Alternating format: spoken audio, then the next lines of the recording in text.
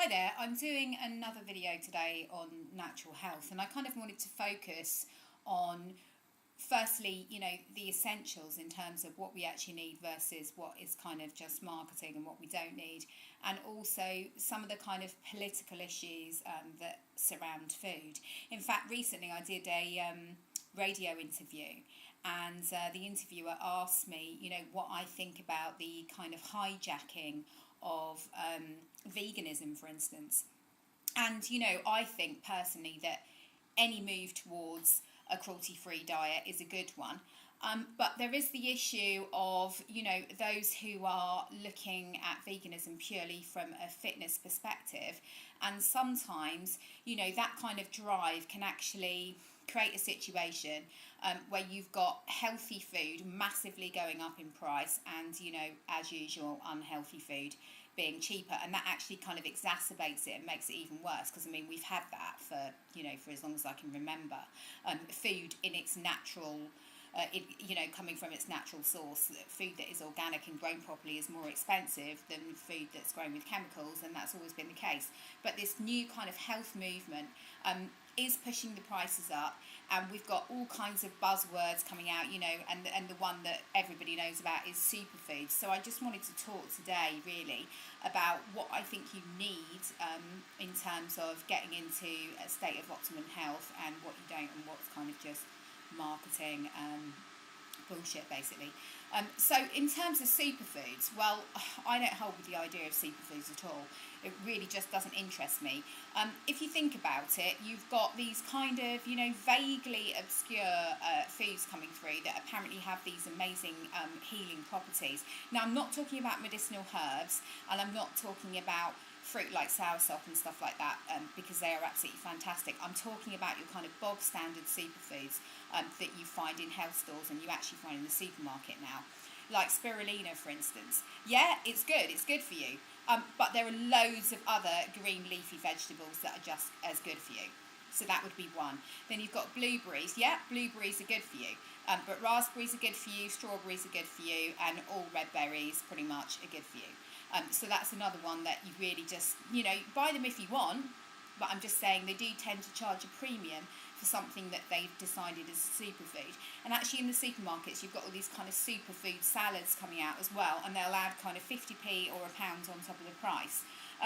What I suggest you do there is that you make your own salads, and you buy a selection of fresh green vegetables, and some of the ones that we would assume need to be cooked don't, and you can eat them raw. So kale, for instance, you can eat that raw or cooked, and I advise eating it raw because it keeps its nutrient value and it's better for your digestion. It just gets everything moving, and keeping your diet as highly raw as possible is a good idea. I aim for about 80% raw, and at the moment I am doing another 100% raw detox, or I'm 100% raw at the moment, because I find myself that when I actually veer towards adding in too much cooked food, then I just don't feel right, and so and then I revert back to a raw diet. So I don't know if you can see, I might have to move the camera, but yeah, we've got loads of fruit here. That is, you've got 4 mangoes, loads of bananas, you've got a yellow melon, you've got a watermelon. I would probably eat pretty much all of that in a day. So as you can see, that is a lot of fruit, and in fact I would eat more than that. If I'm on 100% raw, then I'd be adding in a few more bananas and some berries, and also some juices. And that's another thing that I wanted to talk about, is juicing. Here I've got an amazing juice. It looks absolutely beautiful. It's really, really good for you. This is just simple carrot and ginger. Fantastic. Cheap, probably cost about 60p to make this juice. All over the internet you're seeing pictures of these beautiful, amazing blenders full of really exotic fruits and vegetables all combined. Fantastic, yes. If you've got the money, then go for it. But if you don't have the money, please don't feel put off.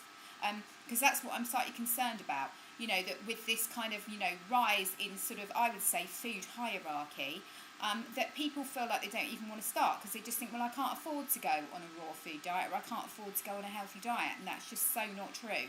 If you don't have the money, keep it simple, and actually it's just as good for you. What you can also do is go to the reduced section in the supermarket and buy whatever is juiceable from there and just juice it. Yeah, it might not taste nice, but it's going to give you basically a massive dose of nutrition. Even lettuce, which is renowned for being low in nutritional value, if you buy romaine lettuce, that's actually got a really good nutritional value, and it's excellent for you. So really, you can do this pretty cheaply, and there's been times as well, I mean, some people aren't going to like this, but I'm going to say it anyway, because I think it's important that people know that, you know, they can go for it, whatever their income. If you cannot afford organic one week, please do not panic. Just buy it anyway. Just buy non-organic, juice it, eat it raw, cook with it. But if you're going to cook it, then make sure you only lightly steam it, because otherwise, you know, the nutrition is going out the window. So what you do need is a diet that is very high in fruit and vegetables. And what you do need, if you want to be in optimum health, is to keep as much of that raw as you possibly can. So those are the things that you do absolutely need. I suggest filtering your water always, because there's no point in going for it with nutrition and fruit and vegetables and making these amazing smoothies and juices if you are taking in tap water, which is absolutely full of toxins. I won't bore you kind of going through the list again, but just to sort of highlight the really bad ones that are in all tap water. You've got chlorine, you've got heavy metals, you've got bacteria, and you've got second-hand pharmaceutical drugs, including the birth control pill. So everybody's taking in second-hand estrogen, which is really harmful and has been linked to all kinds of cancers. So that is, you know, absolutely paramount. You have to be filtering your water. I would say that you also need some way of juicing your fruit and vegetables if you possibly can. The best juices are the slow juicers, which are called masticating juicers, because they get the most nutrition out, because they draw it out very, very slowly. The problem with the high-speed juicers that use a motor is that they work so quickly that, you know, they're kind of, it's fighting with the fruit and vegetable itself, and it's kind of just hammering the thing. And you're not getting as much juice out. That's another thing. So it does work out in the end that you'll get more juice if you use a slow juicer. One of the other things that I want to go into is supplementation, and, you know, what we need and what we don't need. Certainly when it comes to kind of rare herbs and stuff like that, you know, medicinal herbs, it's not my area, so I'm not really going to talk about it. And I suggest that you do your own research on those, because I'm kind of still learning where that's concerned, and I think there's some absolutely amazing medicinal herbs and plants out there. So I'm keeping that out of it, because they do tend to be expensive, because some of them are grown on a very small scale, and they're quite difficult to get hold of, like, you know, and also like soursop fruit as well. But, you know, you don't need to be basically taking in too much in the way of supplements. I would suggest that you need a vitamin D3 supplement for sure, because basically the sunlight is being compromised because of pollution. We're not getting as much sunlight as we need, and even the mainstream media are talking about that now. So you do need to be taking a D3 supplement. And also, unless you're eating meat, and in fact there has been, you know, some kind of investigations lately into the fact that even meat is very low in B12 now. So you need to be taking B12, because basically the soils have become so deficient from factory farming that we're just not able to get that through our soil anymore, because it used to be that obviously the vegetables grow in soil, there's still soil on them, you know, particles that you can't see that you then ingest and you get your B12.